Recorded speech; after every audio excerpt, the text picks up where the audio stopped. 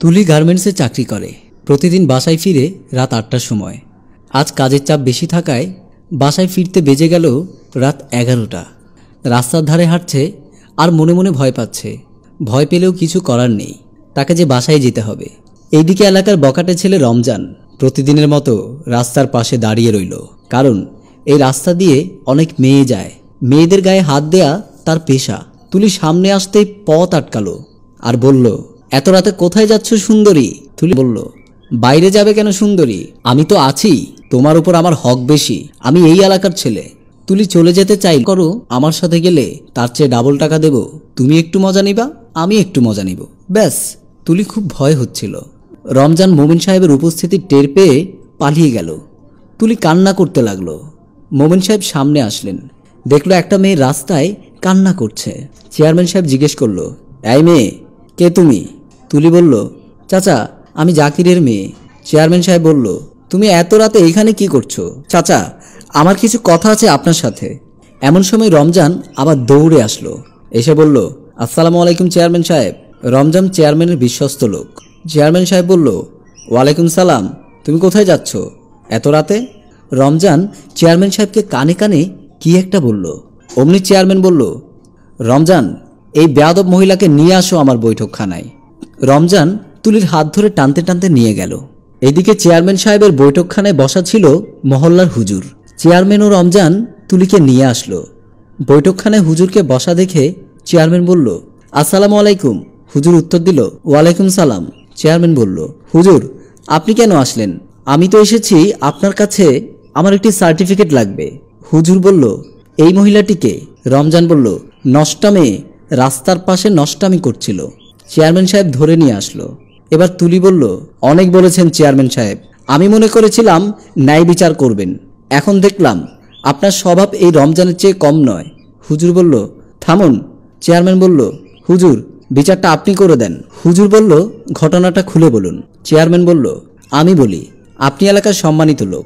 এই মহিলা প্রতিদিন রাত করে বাসায় ফিরে। বিভিন্ন এলাকার যুবকদের সাথে এই মহিলার অবৈধ সম্পর্ক। আজকেও এক জায়গায় দাঁড়িয়েছিল। এমন সময় আমি আর রমজান দেখে ফেলি, ওখান থেকে ধরে নিয়ে আসি। এই বেয়াদব নষ্ট মহিলাকে কি করা উচিত আপনি বলুন। হুজুর বলল, নাউজুবিল্লাহ, তার মানে প্রকাশ্যে যে না, শরীয়তে আছে এরকম বেভিচারে যারা লিপ্ত হয় তাদেরকে জিন্দা কবরে ঢুকিয়ে পাথর মেরে মারতে হবে। তুলি একপাশে দাঁড়িয়ে কাঁদতে লাগলো। চেয়ারম্যান বলল, তাহলে মহিলাকে আমার কাছারি ঘরে বন্দি করে রাখো। রমজান তুলিকে নিয়ে গিয়ে ঘরের বাঁশের সাথে বেঁধে এবার চেয়ারম্যানকে বলল, আমি তাহলে আসি, যাও। হুজুরকে বলল, সার্টিফিকেটের জন্য পরিশোধে আসবেন আগামীকাল। হুজুর চলে গেলেন। রাস্তা দিয়ে হাঁটতে হাঁটতে হুজুর মনে মনে ভাবতে লাগলো, আমি কোনো অন্যায় করলাম না তো, অবিচার করলাম না তো? মেয়েটার জন্য মায়া হচ্ছে। কান্না দেখে মনে হয়নি কোনো খারাপ মেয়ে। আমার উচিত ছিল মেয়েটিকে কিছু কথা জিজ্ঞেস করা। এসব কথা ভাবতে ভাবতেই কতটুকু পথ চলে আসলো। হঠাৎ সামনে দেখতে পেল চেয়ারম্যানের সাথে থাকা সে রমজান একটা মেয়েকে নিয়ে যাচ্ছে জঙ্গলের দিকে। মেয়েটি বলছে, বাঁচাও বাঁচাও। হুজুর দৌড়ে গেল। রমজান পালিয়ে গেল। মেয়েটি হুজুরকে বলল, অসংখ্য ধন্যবাদ, সময় মতো যদি আপনি না আসতেন এতক্ষণে আমার সর্বনাশ হয়ে যেত। হুজুর জিজ্ঞেস করলো, তুমি কোথায় যাচ্ছ? মেয়েটি বলল, আমি এখনকার চেয়ারম্যানের মেয়ে, আমার নাম জেরিন, আমি ঢাকা থেকে এসেছি, পথে এই বিপদ। হুজুর বলল, তাহলে তুমি চেয়ারম্যানের মেয়ে, আমি তোমার বাবার ওখান থেকে আসছি মাত্র, তোমাকে বাড়ি পৌঁছে দেই। যে লোকটা তোমাকে নিয়ে যেতে চাইলো তুমি তাকে চেনো না?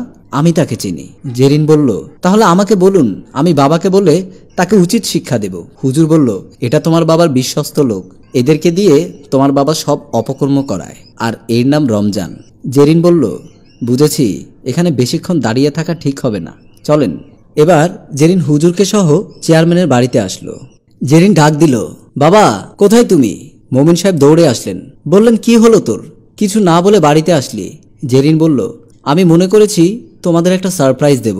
মোমিন সাহেব বলল, রাস্তায় কোনো অসুবিধা হয়নি তো? তো সব জায়গায় ঠিকভাবে আসলাম, কিন্তু আমাদের এলাকায় ঢোকার পর একটা লোক আমাকে জোর করে তুলে নিয়ে যেতে চাইছিল।